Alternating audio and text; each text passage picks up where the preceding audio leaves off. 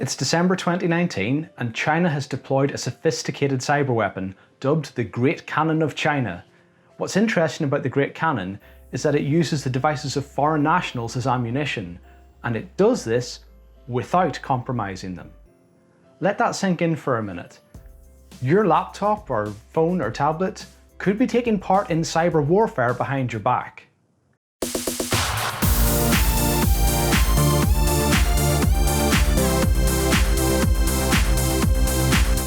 Welcome back to the Pro Tech Show, the place for tech tips and advice for IT pros and decision makers. If that sounds like your kind of thing, then hit that subscribe button.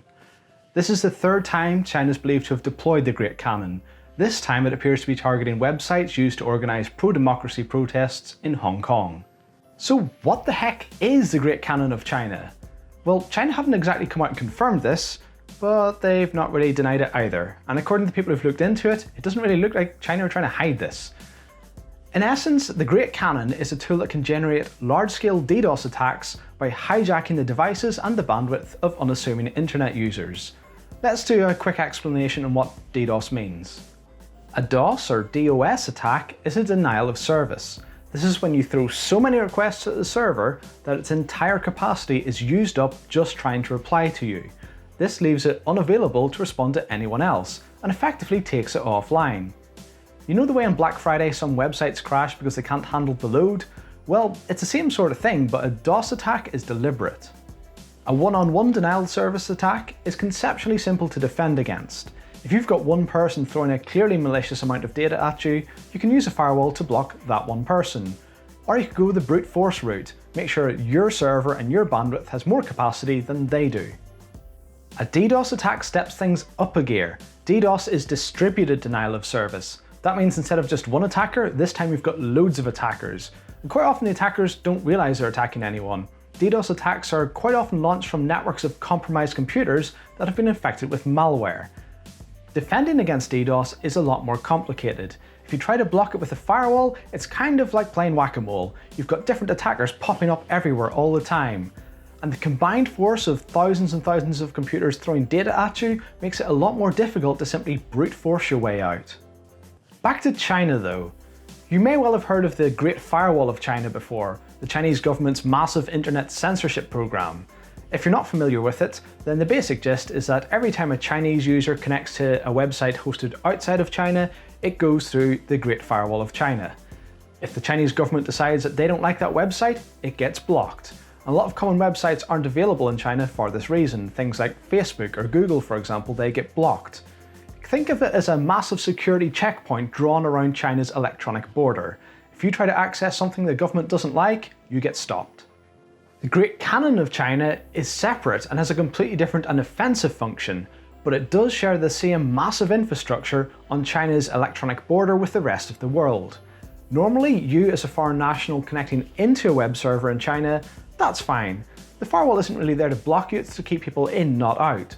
And the Chinese government is quite happy for you to buy things from a Chinese company. It's more money for their economy, right? That all changes when the Great Cannon gets fired.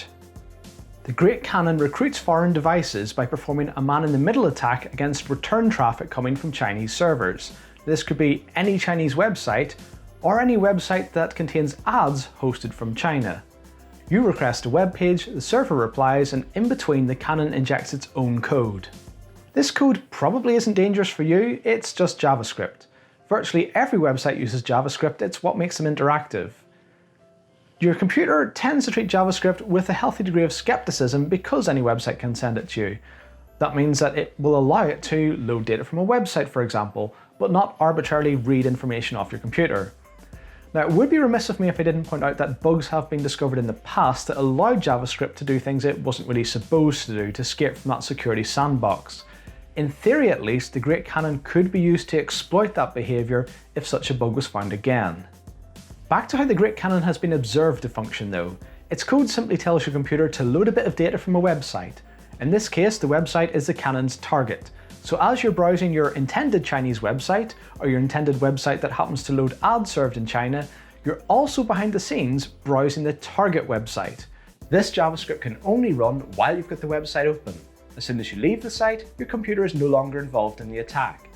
Now that doesn't seem so bad, it's just a little bit of extra traffic, one extra visitor to the site, right? Well, consider the number of people accessing websites in China. That's a huge number. If only a small percentage of these are hijacked by the Great Cannon, that adds up to a massive global scale DDoS attack. Whenever the Chinese government decide to pull the trigger, your computer does the dirty work for them. So how do you defend against something like that? Well, that depends on what you mean. If you mean literally how do I defend myself against the cannon being fired at me, well, it's a DDoS attack, so normal DDoS mitigation measures would apply. You could use someone like Cloudflare, who has a massive content delivery network and DDoS mitigation, who could help absorb the traffic for you. But really, if you're worried about a nation state coming after you specifically, you've got a problem you're not going to solve watching a few videos on YouTube. For most of us, we're probably less worried about the Great Cannon actually being aimed at us, and more worried about our devices being hijacked to do its bidding. So what can we do? To be honest with you, I would like to see security vendors take up the challenge and block it automatically. There are plenty of technologies that already exist for filtering web traffic, and personally I think that a lot of time they cause more harm than good. This is a perfect opportunity for one of these vendors to step up and do something useful. I suppose you could block access to Chinese websites, although if you work with Chinese companies in particular, that could be throwing the baby out with the bathwater. And please try to see a distinction between the actions of the Chinese government and every single individual Chinese company. There's a lot of demonizing going on in the media without a lot of evidence at the minute. It's not the website's fault, it's the infrastructure between you and the website. But hey, that might not matter to you. If you can avoid getting tied up in this by just simply blocking Chinese IP ranges, you might be quite happy to do that. The most effective defense right now could be to ensure you're using HTTPS. That's a padlock icon in your web browser. Maybe a good compromise is to make sure that you only allow access to Chinese websites if they use HTTPS. HTTPS is safe because it's encrypted, and the cannon can't inject its code into encrypted data. But there has been some talk that China are considering passing a law that would require companies to hand over their encryption keys to the government. But so far that's just talk, and it seems to be one of these things that keeps coming around and never actually happens. So for now at least, HTTPS is safe. That's it for today, folks. If you found this one interesting, then hit the like button. It's nearly Christmas, so I'll be taking a little break. I'll be back in the new year. If you want to know when, hit the subscribe button and use the bell icon for notifications. Thanks for watching, guys. See you next time.